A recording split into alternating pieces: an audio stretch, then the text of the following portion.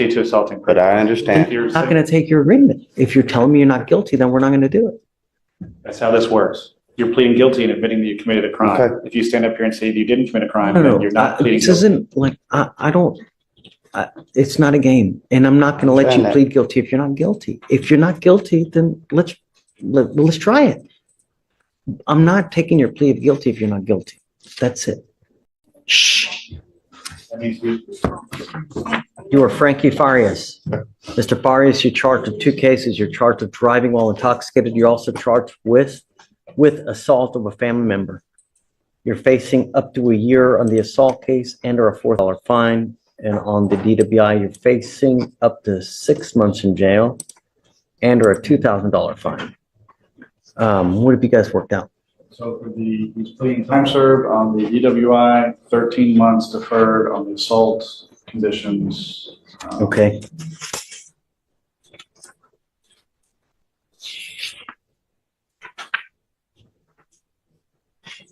Is this how you understand this agreement? I'm sorry. You have 2 agreements on both of your cases. On the DWI, they've offered you 3 days in jail, credit for the 5 days that you've done. But you need to understand that charge will go on your record. It's going to be there for the rest of your life. From now on, you are facing a minimum of 30 days in jail. So this time served, it's a minimum of 30 days in jail. Anytime you get pulled over, an officer's going to look at your record. They're going to see this. What do you think they're going to do if you smell like alcohol or dope? Right.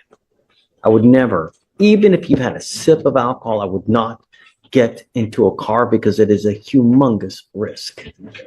As far as the assault of a family member is concerned, you've worked out an agreement. They're offering you a 13-month deferred. Deferred is a type of probation that if you successfully complete it, you do not end up with a conviction on your record. You must understand, though, that this comes with an affirmative finding of family violence, meaning that if you ever pick up another one of these cases, even if you successfully complete the deferred, you will be looking at a 3rd-degree felony, a minimum of 2 years in prison, a maximum of 10 years in prison. You can also never own a gun or ammunition as well. You will be signing this other piece of paper here, which is a written admonition that you are ineligible to possess a firearm or ammunition as a result of this plea bargain agreement as well. What you need to understand, it's firearm is a very loose term. So you need to understand, if you don't understand what a firearm is or what a weapon is, you need to talk to a lawyer because that's one of the conditions. Do you understand? When you pick up criminal cases, there are a lot of collateral consequences, as you now see. It can impact you in ways that you never, ever see.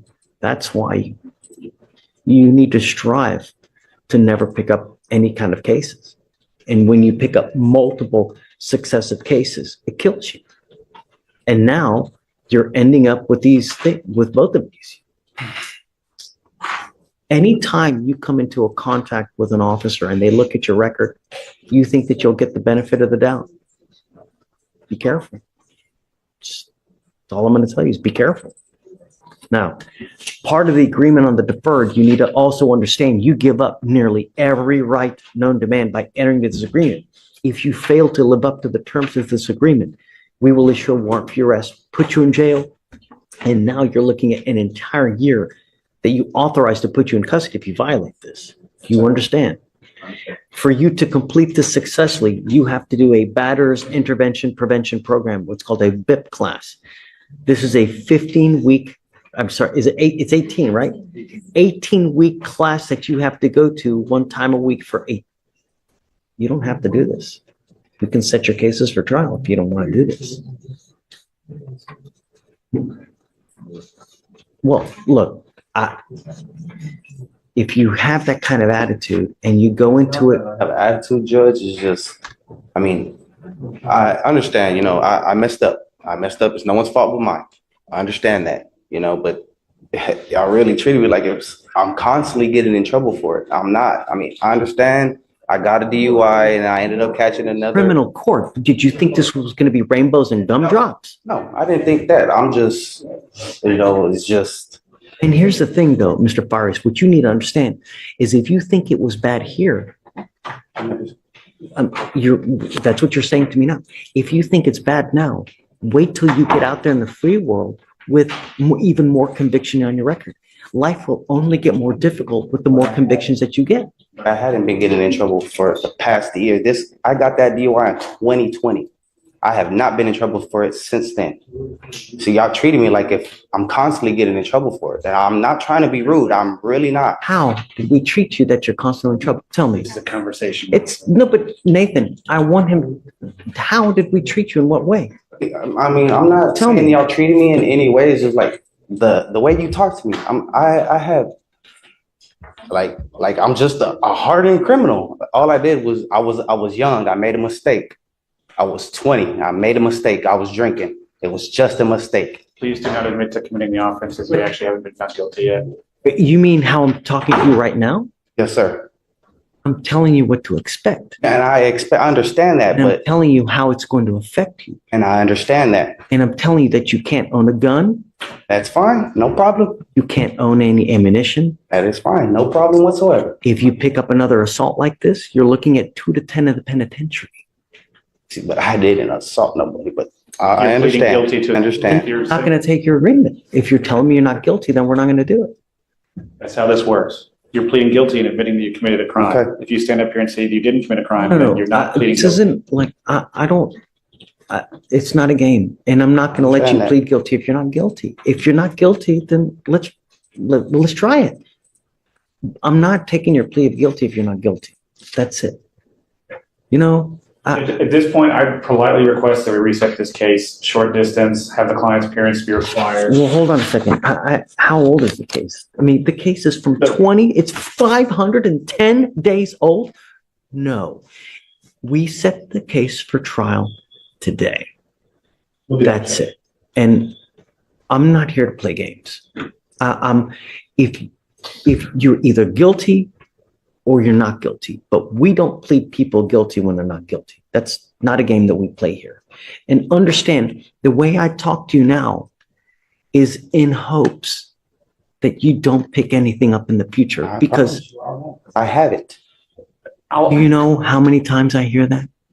I'm pretty sure you hear it on an everyday basis. I'm Every- sure you do. Same. But I am one of those persons that means it when he says it. I'm going to hit the pause button. You pick up a case in 2020, and now you pick up a case in 2023. I'm going to hit the pause button here. What you're getting upset about is actually the language that the judge is required to say. He's not admonishing you about anything special about your case. He doesn't care anything about you. But what you're pleading guilty to No, carries you're- with it these consequences. I understand. If you plead guilty to an assault family violence, there's an affirmative finding of family violence, as was explained to you. A second offense is automatically a third-degree felony. Third-degree felony punishment range is 2 to 10. If it's a strangulation, it's now 2 to 20 because it's a second-degree felony. This is automatic, has nothing to do with you, only has to do with what you're pleading guilty to. The DWI is similar in concept. If you plead guilty to DWI today and get convicted, which is what you're planning on doing, the second one is automatically a Class A misdemeanor with a maximum punishment of a year in county or a $4,000 fine. That has nothing to do with the facts of your case and your level of guilt. It's just the fact that you are pleading guilty. At the same time, I don't like this conversation. We're walking away, and we're going to have a later court date. So you go over here. So if you want to continue on the DWI and tee up the assault, we can do that as well. No, Judge. With him, we're not doing any pleas. At your request, we'll set the case for trial. I'd ask for 30 days. I'll have a conversation with Totally. him. And if he wants to do the plea, we can do the plea. And he will come up here with the proper understanding. It's not a big deal, but we either set it today or we. Oh, I'll just set it today because it'll be long enough that we can have a conversation. Almost So- 30 or so days, Judge. Yeah, November 19th. That's, That's fine. it's over 30 days. Yeah. Okay. It's not that. It's just that I don't remember when Thanksgiving is. Which is a week or two after that, so we're fine. It's that Tuesday. So it's the Tuesday before. Tuesday, the week before.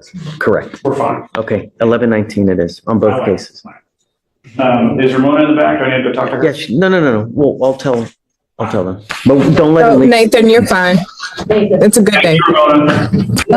Again, we've gotten in touch with the complaining witness on this case.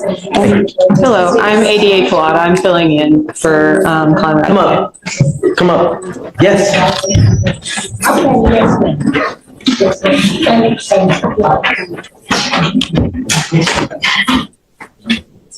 Ms. Turner,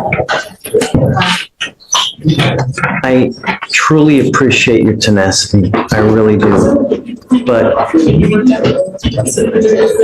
the allegations to me are serious. And guys, keep it down, please.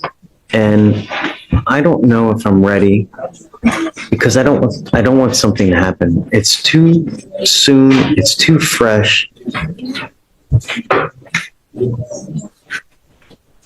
I don't want something bad to happen. But is it possible for us to keep the address restriction and just do no threatening and harassing? That's what I mean. It's the same thing. It's the same thing. That's what, Because they have no contact at all if we do no threatening and harassing. They can still don't communicate, have but they, contact. That's the point, is I don't want you to have contact with her. The allegations are serious. You allegedly threatened to choke, you allegedly threatened to kill the family, do it overseas, and it's in a repeated fashion. she said today that that wasn't true. I don't know I was that. told on the recall, sorry. Okay. That's not what I was told on the recall. She said that those statements were prior incidences where he had made those comments, and that the incident in question where he made the threat, the consequences of calling the police, she's claiming that he never made the gesture, but I don't have the body cams to watch it to see if that's actually what was said, which is why we're holding off on making a decision. So what is your position? Your position is to keep no contact? My position is no threatening or harassing. Based off of the complaint, it was very clear that she doesn't want the restrictions. And I think that they will contact each other anyway. So rather than setting the defendant up to violate his bond. No. There's no setting anyone up. We're clear what the consequence is if you try to have contact with her. I don't want you to have contact with her for the time being now. I want you to appreciate the fact that you're not to have contact with her, and I'm warning you, don't do it. There will be severe consequence if you try to have any contact with her, if you try to use anyone to relay any kind of messages. If I deem you a public danger, Mr. Javed, I'm telling you now, I'm going to revoke your bond and I'm going to make it very high. Perhaps in time, yes, but the allegations are there. I find them disturbing and I don't want you to have contact with her. I know that your lawyer has really worked hard for it, so don't blame her. It has nothing to do with her. It's all to do with me. And I'm ordering you now not to have any contact with her. Do you understand? Yes. Don't blame her. If you want to blame anyone, you blame me. But for the time being, no means no. It doesn't mean maybe. It doesn't mean I've got kids. It doesn't mean I've got to get my car payment. It doesn't mean I got to get my house done. None of that makes a difference to me. My only concern is public safety. That's it. Do you understand? Yes. I'm not ready yet. The allegations to me are very troubling, and I get the fact that people try to either renounce, mitigate, recant, but I'm not ready yet. I'm just not. In time, perhaps, because, I'm always willing in time to, modify. It's just too soon for right now. Okay. Are there any kids in the relationship now? Good. Wonderful. So there's just no reason for you to have contact with this person for now. There's no reason. Don't. Time heals all wounds, and perhaps we can change it, but for the time being, no contact. Come back in a couple weeks and then we can redo it. And then I want you also to give you guys sufficient time to do a full rip, take time to do it with the right way, not in a rush when you've got other, gajillion things going on as well. And I appreciate you really coming down to help out as well. Okay. Problem, and I'll make a note for Conrad to have a more in-depth discussion. The other thing is I'd like to talk to her as well, before, because I'd like to talk to her to tell her that, the ramifications, not to ever feel any type of fear. No one, absolutely no one should have to live in fear like that. It just doesn't matter. It doesn't, I mean, imagine having to walk on eggshells because of the fear that if you make someone mad, they're going to explode.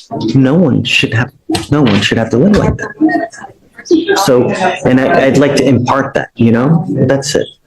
All right, so, Mr. Turner, whatever reset you want, if you want to do a week, 2 weeks, whatever you'd like to do, I'm okay. I'm just not ready. And understand that just, I bet, best probably not to say anything. Okay, all right, thanks. All right, I'm making that note for Conrad now. thank you. Hi, counsel. A defendant gives a confusing statement in court, saying, "I'm guilty, but I didn't do it," leaving the courtroom stunned. Judge Fleischer immediately rejects the contradiction, explains the legal consequences, and firmly takes control of the hearing. The tense exchange highlights that the court requires clear, truthful statements and cannot accept conflicting claims during criminal proceedings.